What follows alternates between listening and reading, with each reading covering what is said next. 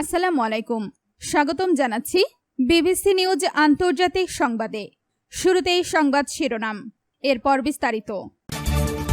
President ট্রাম্পের নজিরবিহীন আয় নিয়ে সমালোচনার ঝড়। লেবানন, সিরিয়া ও গাজায় সেনা রেখে দেবে ইসরায়েল। যুক্তরাষ্ট্র ইরান আলোচনার প্রভাব তেলের দামে।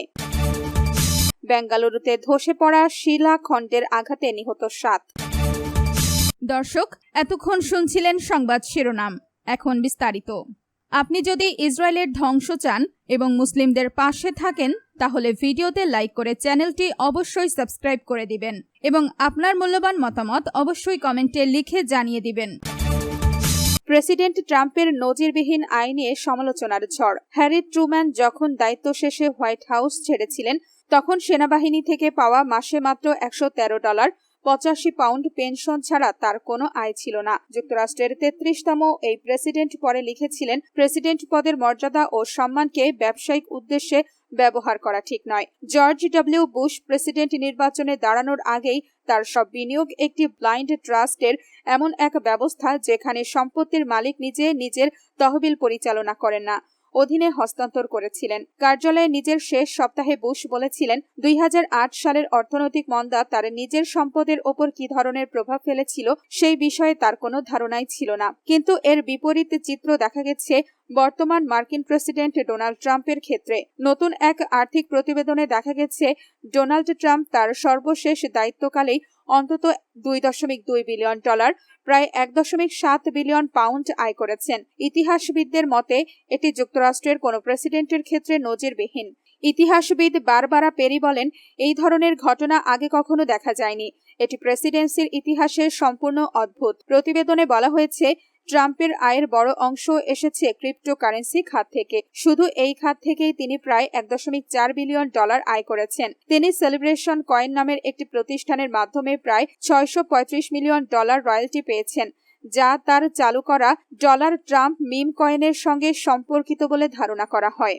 আপনি যদি ইসরায়েলের ধ্বংস চান এবং মুসলিমদের পাশে থাকেন, তাহলে ভিডিওতে লাইক করে চ্যানেলটি অবশ্যই সাবস্ক্রাইব করে দিবেন এবং আপনার মূল্যবান মতামত অবশ্যই কমেন্টে লিখে জানিয়ে দিবেন। লেবানন, সিরিয়া ও গাজায় সেনা রেখে দেবে ইসরায়েল। লেবানন, সিরিয়া ও গাজায় গড়ে তোলা থাকতিত নিরাপত্তা অঞ্চল থেকে সেনা সরাবে না ইসরায়েল।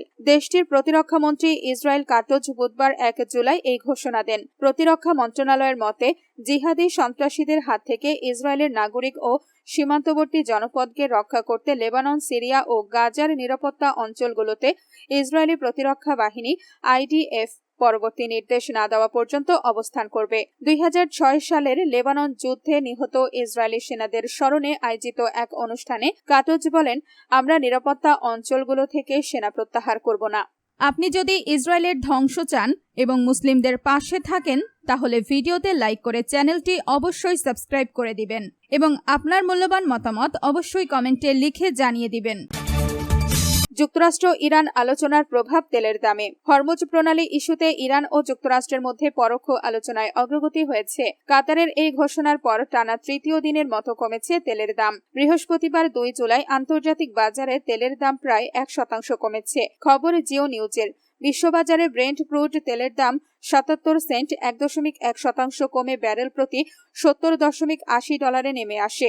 একই সময়ে যুক্তরাষ্ট্রের ওয়েস্ট টেক্সাস ইন্টারমিডিয়েট WTI তেলের দাম 84 সেন্ট 1.2% কমে $67.74 দাঁড়ায়। এর আগের দিনও উভয় ধরনের তেলের দাম 1% বেশি কমেছিল, যা গত 4 মাসের মধ্যে সর্বনিম্ন পর্যায়ে পৌঁছায়। বৃহস্পতিবার কাতারের পররাষ্ট্র মন্ত্রণালয়ের এক মুখপাত্র সামাজিক যোগাযোগ মাধ্যম এক্সে জানিয়েছেন, জুনে যুদ্ধ বন্ধের জন্য হওয়া সমঝোতা স্মারক নিয়ে আলোচনায় ইতিবাচক অগ্রগতি হয়েছে। আপনি যদি ইসরায়েলের ধ্বংস চান এবং মুসলিমদের পাশে থাকেন, তাহলে ভিডিওতে লাইক করে চ্যানেলটি অবশ্যই সাবস্ক্রাইব করে দিবেন এবং আপনার মূল্যবান মতামত অবশ্যই কমেন্টে লিখে জানিয়ে দিবেন। বেঙ্গালুরুতে ধসে পড়া শিলাখণ্ডের আঘাতে নিহত 7। ভারতের কর্ণাটক রাজ্যের বেঙ্গালুরু শহরের উপকণ্ঠে একটি পাথর খাদানে বিশাল শিলাখণ্ড ধসে অন্তত 7 শ্রমিক নিহত হয়েছেন। নিহত সবাই ভারতের বিহার রাজ্যের বাসিন্দা। এ ঘটনায় আরও কয়েকজন শ্রমিক আহত হয়েছেন। তাদের স্থানীয় একটি বেসরকারি হাসপাতালে ভর্তি করা হয়েছে। বৃহস্পতিবার 2 জুলাই ভোরে বেঙ্গালুরু দক্ষিণ তালুকের মাদাপাটনা এলাকায় এই দুর্ঘটনা ঘটে। পুলিশ জানায়, প্রতিদিনের মতো বৃহস্পতিবার ভোরেও শ্রমিকরা পাথর উত্তোলনের কাজ করছিলেন। এ সময় হঠাৎ করেই প্রায় 40 ফুট ওপর থেকে একটি বিশাল শিলাখণ্ড ভেঙে নিচে পড়ে। মুহূর্তের মধ্যেই সেখানে কর্মরত কয়েকজন শ্রমিক শিলাখণ্ডের নিচে চাপা পড়েন।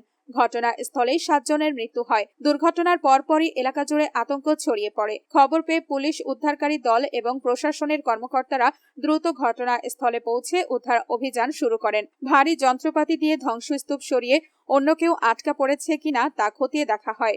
নিরাপত্তার স্বার্থে পুরো এলাকাটি ঘিরে ফেলা হয়। ঘটনাস্থলে উপস্থিত এক শ্রমিক জানান, দুর্ঘটনার সময় সেখানে প্রায় 18 শ্রমিক কাজ করছিলেন। হঠাৎ করেই ওপর থেকে বিশাল পাথর ভেঙে পড়ে। কেউ কিছু বুঝে ওঠার আগেই কয়েকজন শ্রমিক এর নিচে চাপা পড়েন। অনেকে প্রাণ বাঁচাতে দৌড়ে নিরাপদ স্থানে সরে যান। পুলিশের প্রাথমিক তদন্তে জানা গেছে, নিহত সবাই বিহার রাজ্যের বিভিন্ন জেলার বাসিন্দা। তারা জীবিকার সন্ধানে কর্ণাটকে এসে ওই পাথর খাদানে দৈনিক মজুরির ভিত্তিতে কাজ করতেন। নিহতদের পরিবারের সদস্যদের সঙ্গে যোগাযোগের চেষ্টা চলছে বলে জানিয়েছে পুলিশ। আহত শ্রমিকদের মধ্যে কয়েকজনের অবস্থা গুরুতর বলে জানা গেছে। চিকিৎসকেরা তাদের নিবিড় পর্যবেক্ষণে রেখেছেন। আপনি যদি ইসরায়েলের ধ্বংস চান এবং মুসলিমদের পাশে থাকেন, তাহলে ভিডিওতে লাইক করে চ্যানেলটি অবশ্যই সাবস্ক্রাইব করে দিবেন এবং আপনার মূল্যবান মতামত অবশ্যই কমেন্টে লিখে জানিয়ে দিবেন।